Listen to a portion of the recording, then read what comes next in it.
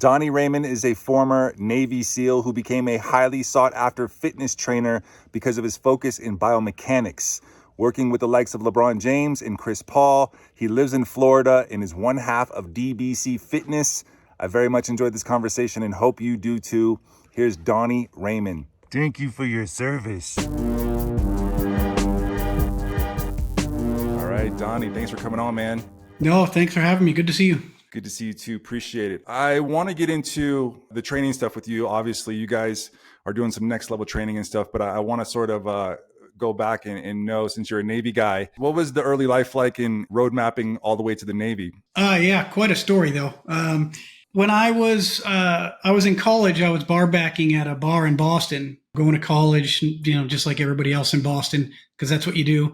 There was a guy there who had graduated from the Air Force Academy, but something was up with his heart where they wouldn't let him fly jets. And I guess he was like number 2 in his class. So he was working at this bar waiting to go into the Navy because they told him he could do whatever he wanted. And he decided he wanted to be a SEAL. I never even heard of it. So he goes to San Diego to go through SEAL training. Where I'm working was a bar in Faneuil Hall in Boston. The manager got promoted to vice president and moved to San Diego. And he told 3 or 4 of us that if we came to San Diego with him and transferred with him, he'd pay for our last year of college. Oh, wow. So I was like, duh, I was 21, let's go. So I went to San Diego about the same time this guy did. Right after the infamous Hell Week of SEAL training, this guy knocks on my door. He's like, hey, can I stay the weekend at your house and get some rest? Like I just got done with Hell Week. And I was like, sure. So I didn't think anything of it. And then he left again. After he graduated, he showed up on my door again. He's like, can you come with me? So I jumped in his car. He drove me down to the SEAL base. He was like, the whole time I was here, I was thinking, Donnie would love this. This was meant for Donnie. I thought he was a whack job because I'm like, whatever. And as soon as we walked through the front doors of the training facility, I got goosebumps. I got deja vu. And I don't believe in any of that shit. Yeah. I felt like I'd been there before. Wow. And he gave me a little tour. And on the way out, we stopped by the office where they do the recruiting and everything. And I signed up right there and then. Wow. Were you a sports guy growing up? I played hockey in high school. And then I dabbled with it in college because I got a partial scholarship to a Division III school. But where I ended up going to college, which I really wanted to go to, they were D1. So I got invited to a couple of practices, but man, it was a different world. On my high school team, I was the biggest guy. And then when I got there, everyone was bigger and faster than me. So I knew there, I was like, yeah, there's no way I can deal with this. I can't keep up. So you were a 15-year team guy, right? Yeah, 15 years. Yep. What was the experience for you? What were you mostly doing? And how was Hell Week? How was Buds for you? Well, I didn't go in until I was 25. So Buds, I was expecting it to be harder, honestly, because I went back several years as an instructor, and most people who quit, they're the young kids who thinks it looks cool, and they get scared because from the second you get there, it's a bunch of old crusty SEALs that have combat experience, thousands of parachute jumps. So when you go to training, you're just like, oh my God, these guys are gods. But they instill in you that this is a combat unit right away. There's nothing fun and sexy about the training. It's like, this is what you're going to have to deal with in combat. So it's really intimidating. So most of the people that quit are young guys that get scared right away. You got guys coming in, never been in the ocean. Yeah. Now they're in San Diego in 10-foot waves. The water's cold. The water would be a huge problem for me, man. That San Diego ocean. Yeah, that's what gets everybody. What were you primarily doing during that 15 years? So I was very fortunate. I signed up right before the first Gulf War, but it took me 9 months. Like back then they didn't have recruiting problems like they had. So I had to wait 9 months, and that's when the Gulf War kicked off. And I saw at the U.S. Embassy in Kuwait, this dune buggy pulled up front to retake the U.S. Embassy in Kuwait City. That again, I saw that thing. I was like, that's the coolest thing I've ever seen. So I was fortunate enough because when I first went to college, I was a computer science major. So I already took physics, I already took calculus. When I showed up at the SEAL team, they put me in the engineering department because they were like, hey, you've got the background, you've got the math, you've got the physics to understand all this stuff. So they put me in the engineering department, and the first thing they did was send me to a boat engine overhaul repair school. And I was like, I really like that too. I was like, oh, this is great. Right after that, they're called fast attack vehicles back then. Now they're called desert patrol vehicles. Well, actually, they got rid of them after I left. But so there was an opportunity to go work with those vehicles. And I was like, oh my, like that was a dream come true for me. Wow. So I worked with those things for 13 years, deployed to Kuwait several times. Any time that a vehicle like that was needed in the desert, we went because it was a small group. It was like a dream come true to get to work with those vehicles. And I was fortunate. I got to spend 13 years working with them. So it was great. What were some of the bigger advancements made in that space while you were there? Well, it was interesting because right after the project was top secret before the Gulf War. So the only reason they got busted was when they pulled into the embassy, there was a Time magazine reporter in the embassy. So as soon as the vehicles pulled up, he snapped a picture of it and it was on the cover of Time magazine. Wow. So they were like, okay, the jig is up, right? Like it's not a secret anymore. So they kind of got rid of them. And then when Operation Desert Thunder kicked off, that was when Saddam Hussein booted the inspectors out of Iraq. Mm-hmm. The general who was going to be in charge if we had to go back in there, he was like, hey, I want those vehicles back. He wanted them deployed overseas. Was that Schwarzkopf? Yes. Yeah. And no. After that was Tony, I think. Okay. So Schwarzkopf did the Gulf War I. Right. And then it was a couple of years after that, because Schwarzkopf got hammered with the whole burying people alive thing. Then I don't know if it was General Tony or not, but he wanted the vehicles forward deployed, but they were just sitting in storage. They took all the guys that worked with them as long as we did, and they're like, hey, go refit them, which was amazing because when the Special Operations Command General says, hey, I want these forward deployed, the treasure chest opens, the checkbook opens, and it's bottomless. They're like, okay, we don't have them.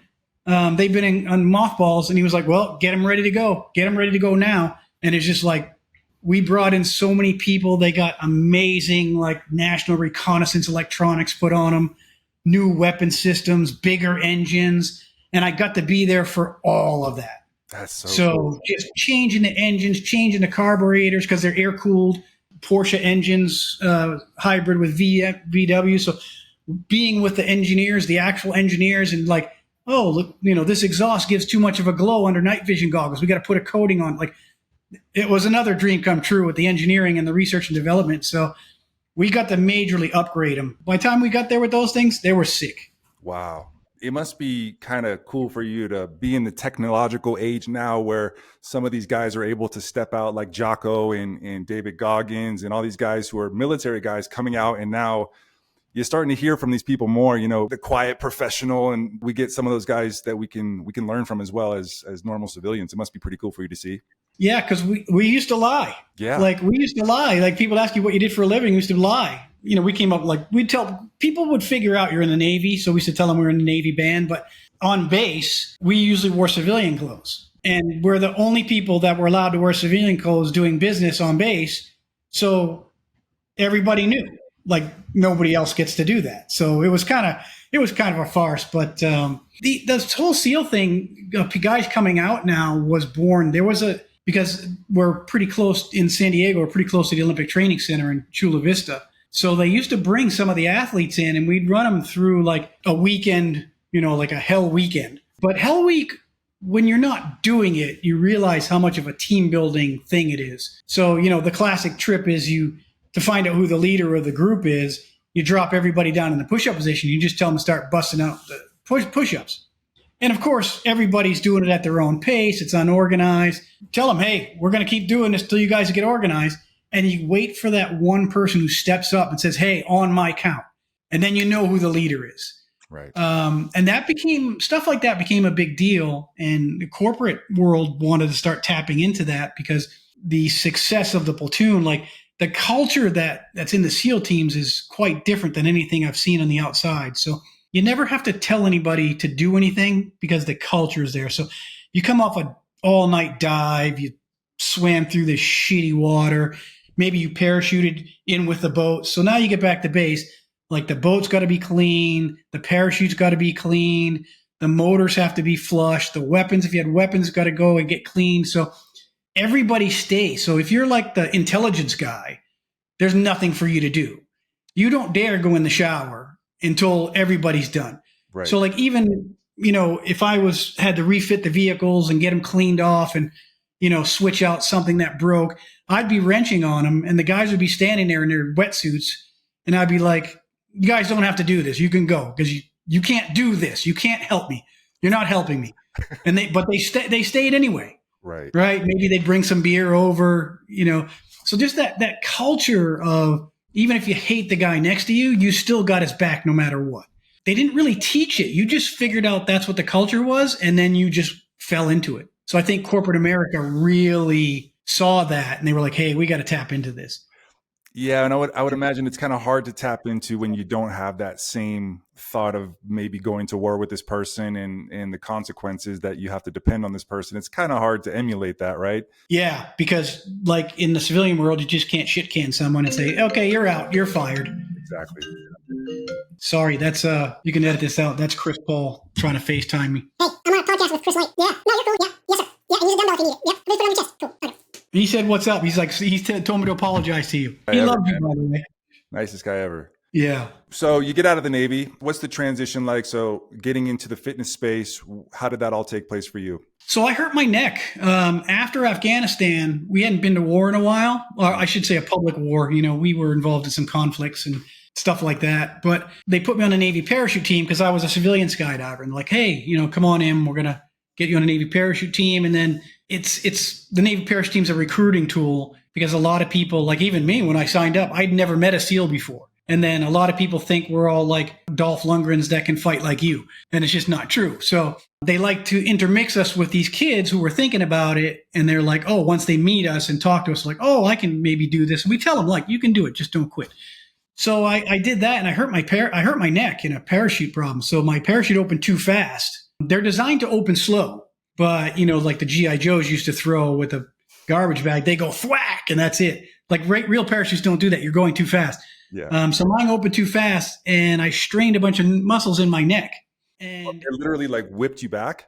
Yeah, my face bounced off my chest because I slowed down too fast. So they kind of assumed it was a whiplash injury, but it wasn't because in whiplash, you injure these muscles and I injured these muscles. Wow. So it wasn't working. The physical therapy wasn't working. So I was turning into this guy. Mm. And then finally, a buddy of mine was like, hey, there's this institute in San Diego that they do similar stuff like that, but you're going to have to pay your own money. I was like, oh, well, my neck is messed up. So I went there and the guy who does it was like, hey, here's what I think's wrong with your neck. And we had the x-ray and he pointed it out and I go, oh, there must be a massive shear right here. And he's like, how do you know that? I was like, oh, I work in the engineering department in the SEAL teams. Like we have to know all that stuff. And he's like, oh yeah. So, and the work they did with them, it worked. And when I went back to the Navy 4 weeks later, like, hey, what did you do? And the beauty of SEAL teams is if there's something somebody knows outside, they'll pay for you to go learn it and then bring it back to the community. So they taught some courses there. They sent me there, supposed to be a medical professional, but they gave me a waiver. So during one of the courses there, I answered another question similar to the shear force thing. And the guy teaching it said, hey, can you see me at the break? And I was like, oh man, did I say something? I'm in trouble. And he's like, hey, have you ever heard of biomechanics? I was like, no. And he's like, you should look into it. So I ended up taking stuff I learned there, brought it back to the community. And because the Navy paid for it one day, we have our own orthopedic clinic just for the SEAL teams. They called me up and said, hey, we got a kid here with a bum back. He's 19. He's a good kid. We'd like to keep him if we can. Because they know who's going to stay or not. So I went in there and they were like, do your thing. So I did the evaluation on him. And they told me like a week later, like, no, you fixed his back. He's good to go. And that made me feel really good inside. Like, I like this too. Like, I liked fixing motors and all that other stuff. And I was like, I like this too. But now when I get back from Afghanistan, I was 37, 38 years old. And I was like, yeah, I'm 38, haven't showered in 12 weeks, haven't eaten hot food in 12 weeks. I'm disgustingly filthy. Like, I don't want to do this anymore. So I knew when I got out what I wanted to do and did a lot of research and got it a little bit more advanced than where it was. And it started working right away. So let's kind of tell people what exactly you do and what you and your partner, David, Alexander do. You guys have a company, DBC Fitness. Yep. And it's really that most people from the untrained eye would just say, okay, you guys are training people, but it really is that elevated experience of digging into biomechanics, which is something that, when I was growing up, if somebody wanted to increase their vertical jump, they just put those platform shoes on that they sold to everybody. And now it's a whole science behind athletics that has been so evolved. What do you guys actually do over at DBC? Yeah, so I had a lot of time. You can imagine when we fly overseas and things, we have a lot of time to study. So I bought a bunch of books. I read a lot of books. So I had an orthopedic assessment so it was a medical clinic where I went, and they do orthopedic assessment. So I learned that. And when the guy told me to look into the biomechanics, I looked at the biomechanics books and realized that they're using the same measurements as the medical professionals, but not for the same reason, because the human body is a human body. So once I made that connection and realized from the engineering standpoint, like adjusting someone's skeleton is not really different than adjusting the front end on your car because one of your wheels is crooked. And if it's crooked, it's going to wear out faster. And the same thing, if there's inappropriate tension in your knee, one side of your knee is going to wear out faster than it's supposed to. And so it got down to like almost that basic. So I started using that. I created my own assessment to focus just on that from the medical books and biomechanics books that I read. And then I realized after a few years it was working. So there was one of my first clients was a freak accident, was an NBA guy. He had a bad knee and he had been through so many doctors, and he said he went through 24 physical therapists and nobody found his problem. And I found it within a few weeks, and it was gone within 3 months. So he went back into the league. After that guy, the word got out. So it started to go more and more. And then when I met David, I was the only person that was doing that in Miami. And he was the manager, I think, at the Sports Club LA in Brickell in Miami. It's like the financial district of Miami. They wanted to come see what I was doing. And so I showed it to the trainers. And then they started bringing me their clients. So I would do the evaluation and write a program for the client. And then we'd all do it together. So I didn't steal their client. And they would go back to the sports club and they would train their clients, and it was working. So one day after, David, who's into jiu-jitsu, he had a herniated disc in his neck. So his client left. He's like, dude, you got to look at my neck. And I'm like, yeah, what's up? And he told me everything. I was like, tested him, like, oh, I think you got a herniated disc in your neck. He's like, no, my chiropractor told me I did. So I showed him the treatment for that, the self-treatment for it.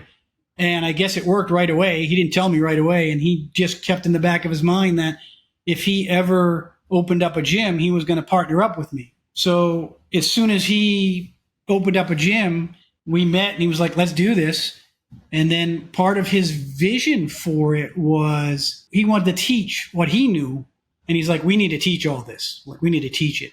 And I didn't have the platform that he had. I just had, I wasn't even on social media when we got started. Yeah. So we wrote it. And right after I wrote the level 1 certification, we had a PhD mechanical engineer who was a professor, did 10 years of research. He was taking a sabbatical and he went to UM and wanted to do kind of an internship with there because he didn't even get paid because he was still getting paid. And he wanted to work with professional athletes because he was a long distance swimmer and water polo player. And they told him like, well, you're just going to get the college kids if you work here.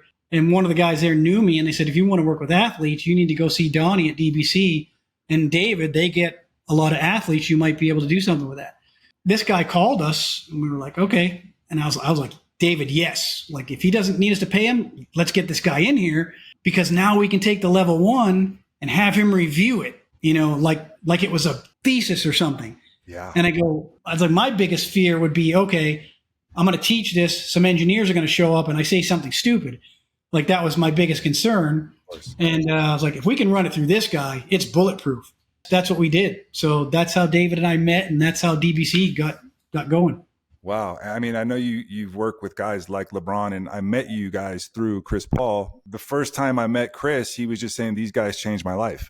And this is a guy who's been in the NBA for a really long time and been through countless trainers, I'm sure. What was the big difference between what he was doing before and kind of what you guys implemented that really helped him stay where he wanted to be?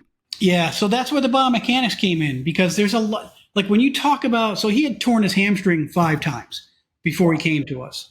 And what you get is there's got to be a mechanical reason for that, right? So even without delving into the biology of it, if you have something like a hamstring muscle and it's ripping, just doing basketball movements, there's two mechanical reasons that can be possible. Either it's too loose, and when it goes to contract, it's not strong enough. So when the muscle fibers are trying to hold it together, they just rip because it's too weak. Or it's physically too tight and too stiff, where when it needs to elongate to where it's supposed to be during a jump or a sprint, it's not physically capable of going there, and it rips because it's too tight. So if you look at it from that perspective, then you can test it, and it turns out like his were just too weak. So then you start thinking to yourself as a trainer, like, how is this guy's hamstrings too weak? So let me see how he lunges. Let me see how he squats. Let me see how he moves. Let me see how he runs. And you start to notice like he's not using his hips and his hamstrings. He's using his knees and his quads. Right. So, which is backwards from how the knee is supposed to work. They both work, but the hamstrings are supposed to be stronger than the quads based on what it does to the knee joint. So you figure that out and like, okay, I got to work this guy's hamstrings, but you have to work it in his basketball motions because the brain can rewire the muscles in a lot of different ways. Right. So you have to kind of rewire it. So we rewired that, and it was one of those things where the first time we tried to show him how to do a lunge, he was like, oh, I do lunges all the time. And then we just tweaked him a little bit to switch the ratio back, and he was like, oh my God. So right there, they'll be like, oh yeah, just, hey, I'm Chris Paul, all these accolades, world famous guy, and he couldn't really do a lunge properly. So that kind of blew his mind, and then he's like, okay, let's go. So I guess from what I kind of take from this, the way you guys are running diagnostic assessments on these athletes is kind of the game changer, right? Because you're still working in tandem with the trainers. You're just assessing these athletes in a much more thorough way. Would that be correct? Yes, that's pretty much all it is. And then the prescription of how to fix it comes there too. So right. So it's not like you're eradicating personal trainers from the equation. No. So it's like one of the other guys you mentioned, when I went to work with him, he wanted to keep his trainer. And the trainer, you can imagine, felt some kind of way about it. Sure. And so I pulled him aside because I wasn't insensitive to that fact. It's the same when you go to a team, and I said, hey, look, you're the mechanic. You're the one that works on him every day, all day. You know a whole lot about his body. Look at me like the engineer. Like if you take your car in and the dealership can't figure it out, they're going to call somebody from the factory and say, okay, let's see what's going on here and see if they can figure it out. Yeah. So the measurements that we take are they're not easy to find in the literature in biomechanics, because that's not something a lot of biomechanics researchers are nerds. So they're not publishing this stuff because the general public really doesn't care. And that's another thing that I really love about what you guys do is you're actually teaching people how to teach. You're giving people information, and you're actually teaching them how to read studies and get the information. I mean, misinformation is such a big thing out there, and yet we have all this good information. I always wonder if it's a problem of it being bad information, or we just don't know how to properly read information to get what we need to know. What do you think? It's those two things, and then there's an additional thing. So universities pay about $12 million a year to have access to these journals. What you're getting is people, and they don't just give that access out to the university. So if you're not a PhD candidate for a significant degree, and I'm talking like physics, engineering, they don't give you that access. Is it behind a paywall? I mean, can you still access it, but it costs? No, you can't. No, in an individual, you can't. So that's a big problem, because now you have kind of like these free services like Google Scholar, and PubMed is one that's really popular. PubMed isn't a research library. It's kind of a giant bibliography. If you type in something on PubMed, it'll give you a list of articles. About 3% of those articles can you click on and get the actual paper. So the other 97%, you can click on it and you might get the abstract or the summary, and then people read the abstract and summaries. But there's a lot of papers. There was a paper that I used as a demonstration where the whole title of the paper was the hypothesis that they put out there. And it wasn't until page 5, when you got to the meat of it, where they rejected every single one of their hypotheses.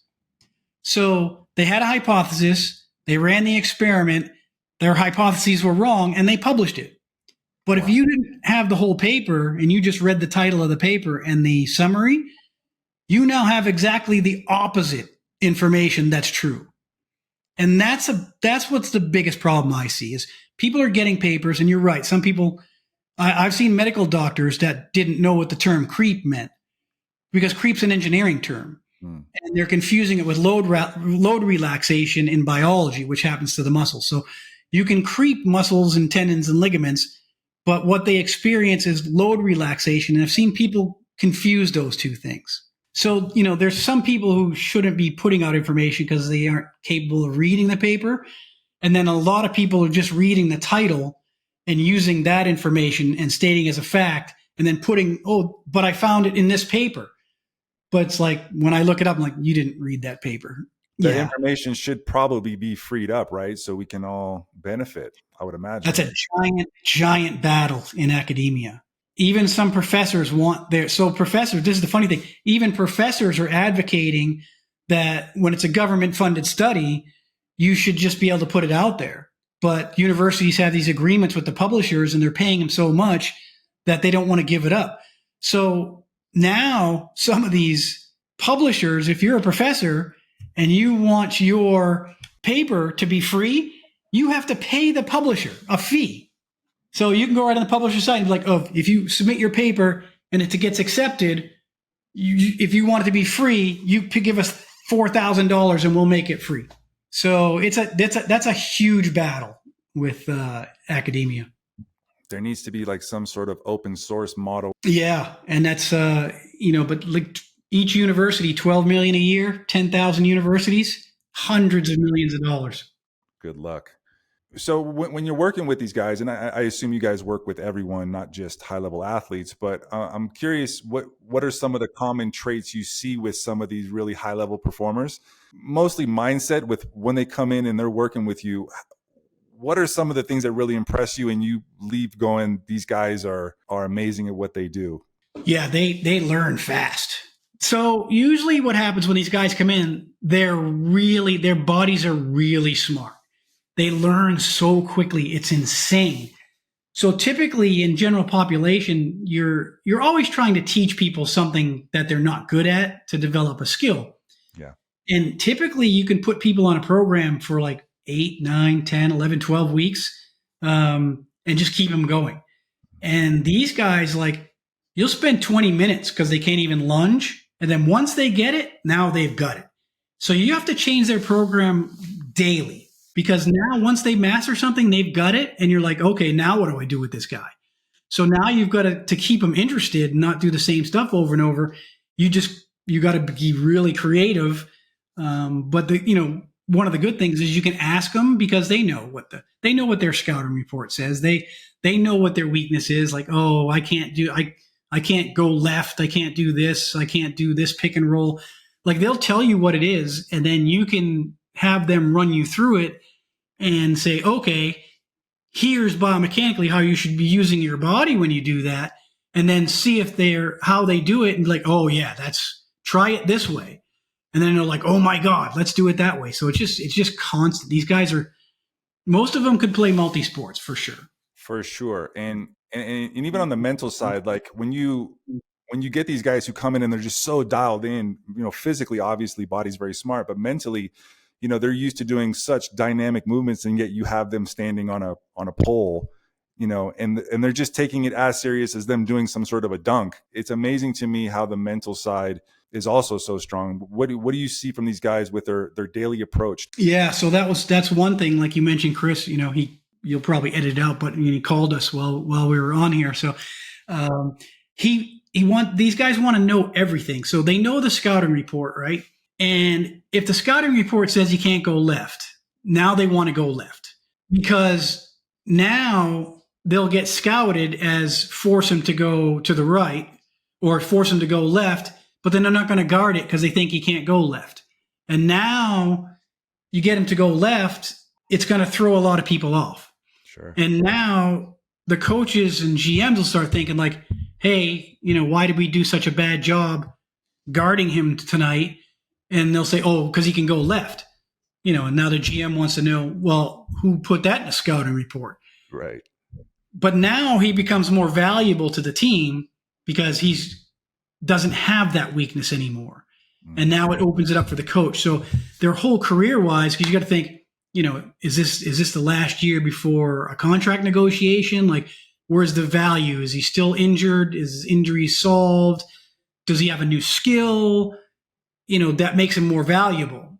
So that's that's the business side of it for them, because now they have to realize, like, how do I keep going? Because like you said, we're not training the young guys. We're getting the old crusty dudes who have had like chronic injuries. And you're kind of, if you can solve their issue, what's causing the injury will heal itself. And now these guys feel like they just got the handcuffs taken off. Yeah. And now they're ready to go. And that's kind of what happened with, you mentioned LeBron. Like, people ask me like, oh, what are you doing for LeBron's vertical leap? I'm like, nothing. Like, the guy's got physical issues and now he's getting better. And then he turned into a complete psycho. It's interesting, when you talk about the old crusty guys, I always find it fascinating, the paradox of sports in general, when, these guys are such the best athletes in the world in the best shape, but at the same time, you're tearing down your body so hard. A lot of guys get into their 50s. You do jujitsu for 20 years, like, you can barely walk. There is a point of diminishing return, isn't there? Yeah. But the problem is it's so hard to tell, because there's some guys that do it in their 70s and they've never had a problem. And then you got guys in their 20s now who have tons of problems. And that causes a lot of arguments. So for me, it's kind of like, all right, let's see what's going on here. Let's evaluate these movements. And is it the old mentality, like, rub some dirt on it and keep going? Or now a lot of athletes are lifting weights, they're doing plyometrics and things like that on top of what they're doing.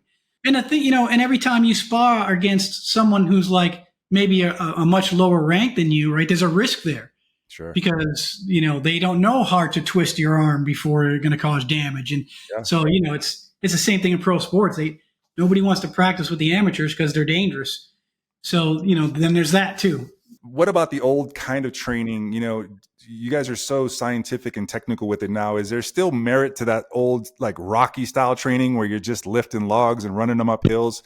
Is there still a place for that where it's more about grit and sort of just hardship? Yeah. And we actually still get into that when the athlete's mechanically sound. Right. Because so once the body's not, you got your shoulder joint is similar to mine, your knee joint, your back. You go into awkward positions, but when they land or when they do something, when you see their joints are in a safer position when they're doing a movement, even if it's an awkward movement, like they know how to use their body, then you just set them loose. Right. And then you do the Rocky style training because they're capable of doing it without hurting themselves. So that's why a lot of people are surprised, because most of our people come in with some kind of issue. And then they're surprised that we don't dig on CrossFit, right?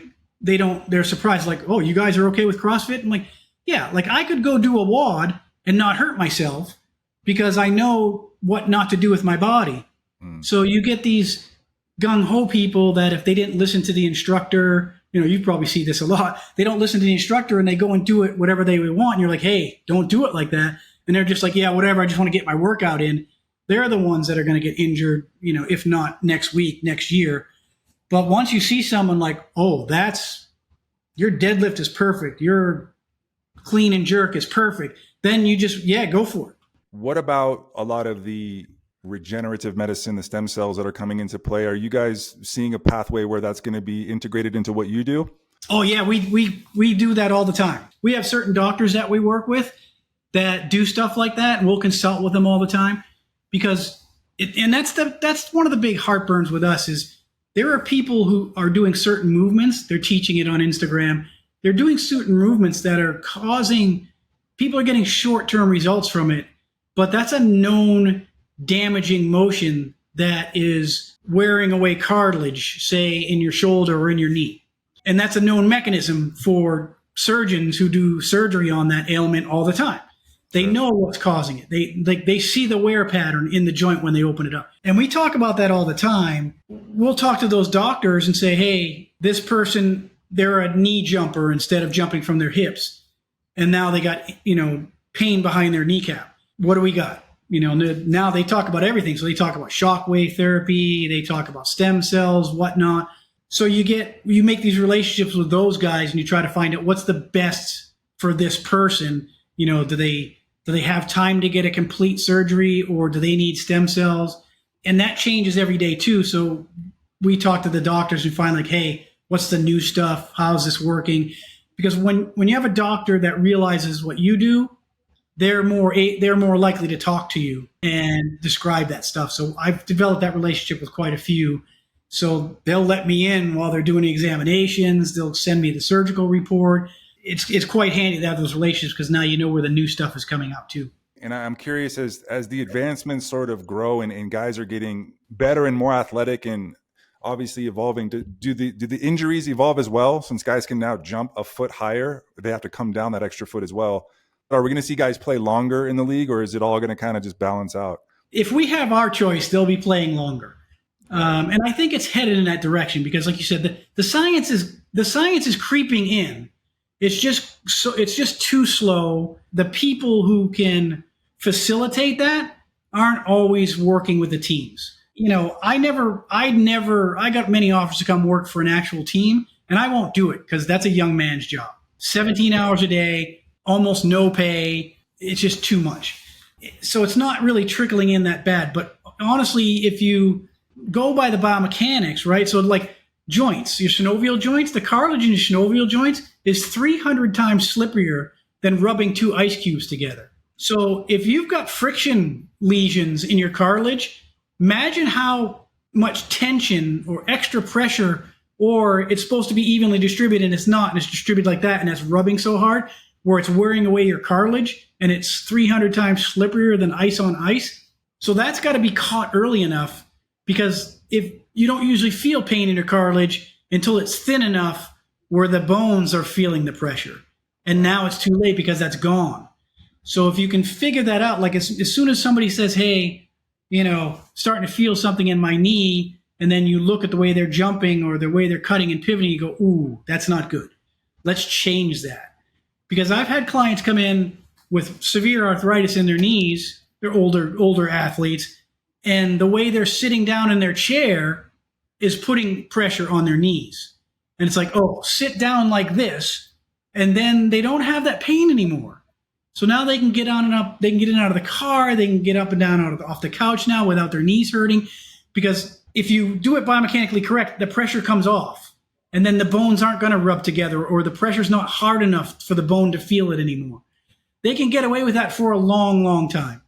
So if you can catch it early enough and you can avoid that in the first place, I think you'll see guys playing longer and longer. It sounds like it's not quite creeping in training methodologies as much as you would like. Is it still pretty niche what you guys are doing?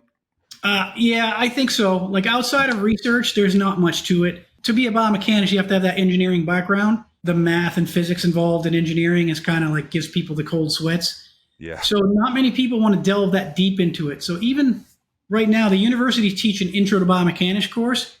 It's nothing. It's the base level stuff you have to do to learn what we've learned. They learn the basics of it, but when you start changing it to interact with the biology, it gets way more complicated.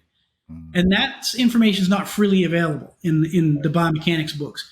Not until you at the master's PhD level. And then the top author of those kind of biomechanics books, he requires that you take differential equations and a course of physics called continuum mechanics. And that's some gnarly, even for me, that's some gnarly stuff. Yeah. And that's a prerequisite to take his courses before you can dip into this. So, that was why when the professor came and worked with us for a while, we really dug deep into that stuff to get our level 2 certification. And it was so helpful to be, this guy had decades worth of research. This guy did research on aortic heart stents and things like that. So, and him being an athlete, he's still a professor, but him being an athlete, he wanted to dip into where we were, but he didn't want to get into this business. He wanted to stick with being a professor. So, even he's not doing what it is professionally. It's kind of frustrating that there's guys out there like you still, it seems like we're having a hard time getting healthy as a society when, you know, we have all this information out there. How can we mainstream a lot of these things? Yeah. And that's what David's vision was for DBC, was for us to teach all this stuff. You know, we kind of changed it up a little bit where we're showing people the anatomy and what happens to the biology. So like when you do a jump landing, what happens to that cartilage, right? Because the cartilage, and we show people what cartilage is made of. It's not just a thick rubber, right? It's full of liquid. It has a matrix, and there's a gel substance in between that.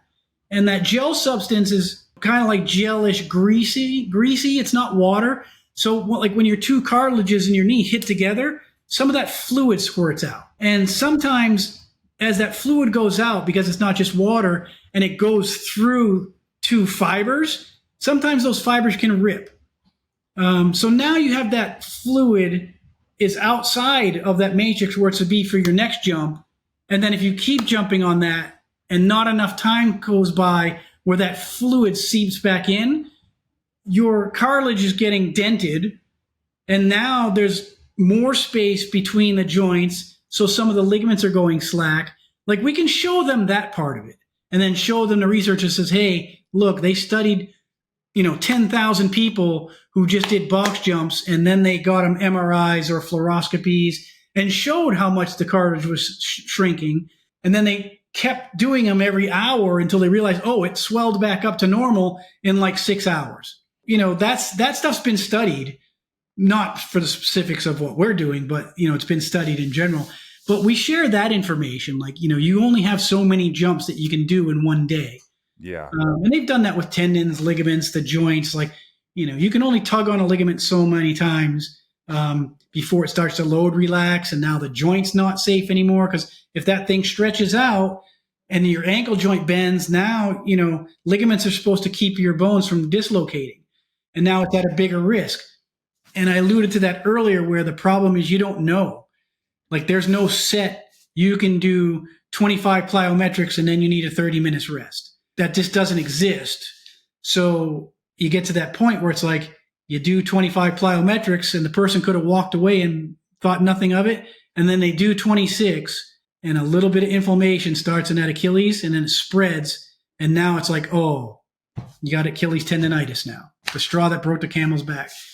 So I think educating people on that is what we're trying to do, so they know that these things exist. That's amazing. And I think that's so necessary. I always have thought that the fitness industry is just as important as the medical industry. I mean, it's really about a lot of preventative stuff and maintenance, and instead of just, identifying problems and giving somebody a pill. Yeah, I think, we're teaching it, and then we're telling people, if you came to one of our courses, we don't hide it. Now we tell people out there, now go teach this, because it works, right? We'll get a direct message the day after the course, and a guy will say, I taught my grandmother how to stand up from her chair and all her knee pain went away. And it's like, yeah, so post it. Go tell everybody, like, this stuff works. Open source, right? Yeah. Yeah. So the more people we get, I think the more it'll spread. We're infiltrating a lot of teams because of the athletes that we're getting. Some teams welcome us. Some teams are like, no, we got this covered. Our people do that. And it's like, yeah, your people don't do this. Yeah. So we're getting there, and it helps, it helps with you guys, bringing us on to your platforms like this. So I just think the more people we get that go through the courses, and the more people like you that spread it out, I think it'll get there.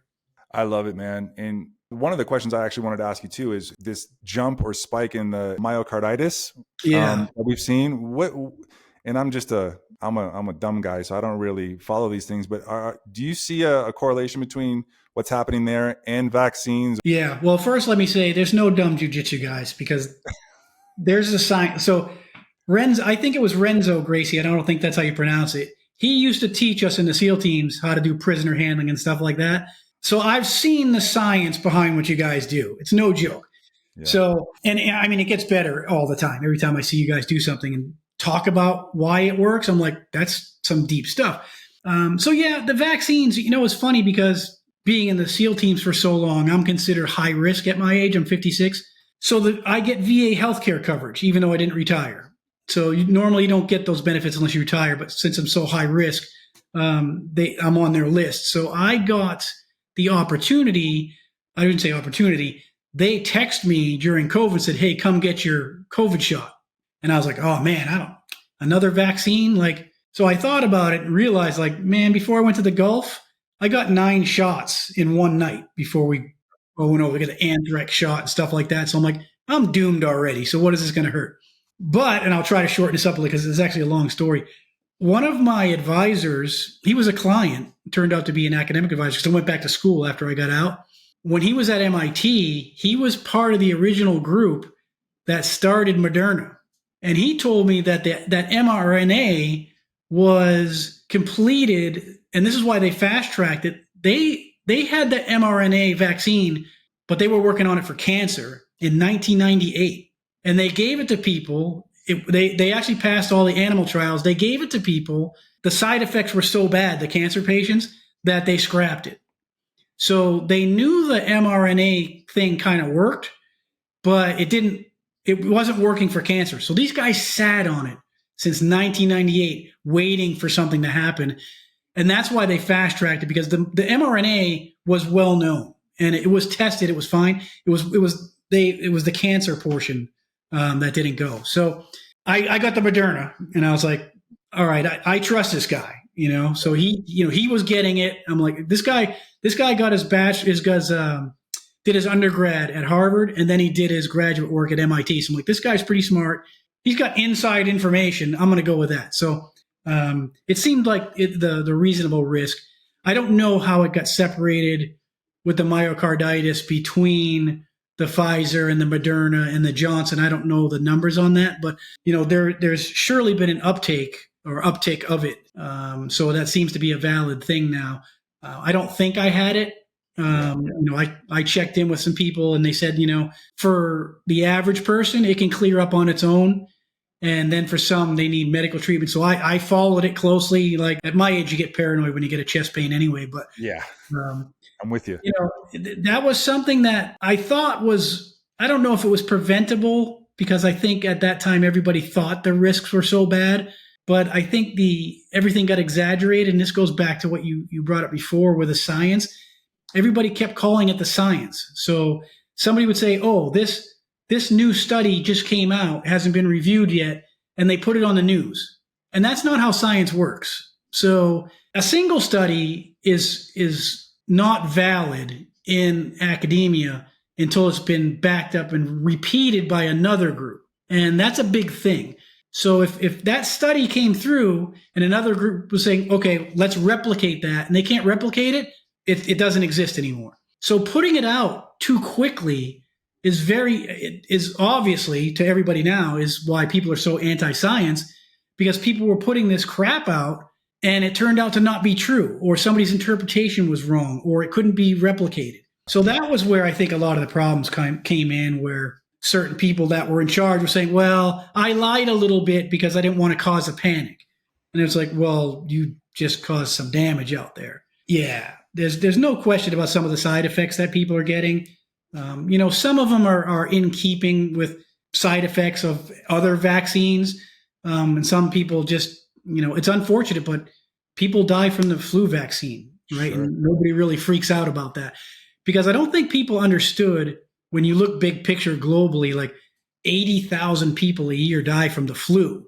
Yeah. Now, to me, I didn't know this before that all came out. And I'm like, that was stunning to me. Like, holy, that's a lot of people. So when they, and then certain side effects from certain vaccines, like they all have certain side effects. And it's like, wow, the whole thing was enlightening and kind of creepy in my opinion. So yeah, I got crazy vertigo. Vertigo hit me about 2 months after I got my shot.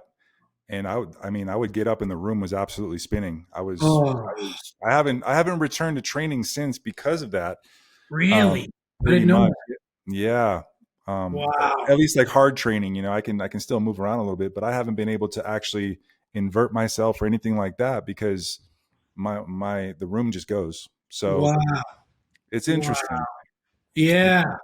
That's crazy. Donnie, I appreciate your time, man, and all the knowledge. why don't you tell everybody where they can find you and maybe come take some of these certifications and get smart like you? Yeah, follow. My social media is not very active. So David Alexander, he's very big on the social media, which is why I partnered with him. Let him do all that public stuff. And then we teach the courses on our web. You can go to our website, dbc.com, check out the certifications and seminars, and follow the social media. We try to put the information out there to show people what's different about what we're doing and how in depth the science was. Having the professor come in and really help us out with all that stuff. So that's how it goes. Yeah, I appreciate it. I love following you guys. I learned so much just about how to learn. It doesn't just apply to fitness as far as I'm concerned. So thank you so much. And I appreciate your time. No, thanks for having us. Anything for you, brother. All right. Thanks, Donnie. Be good.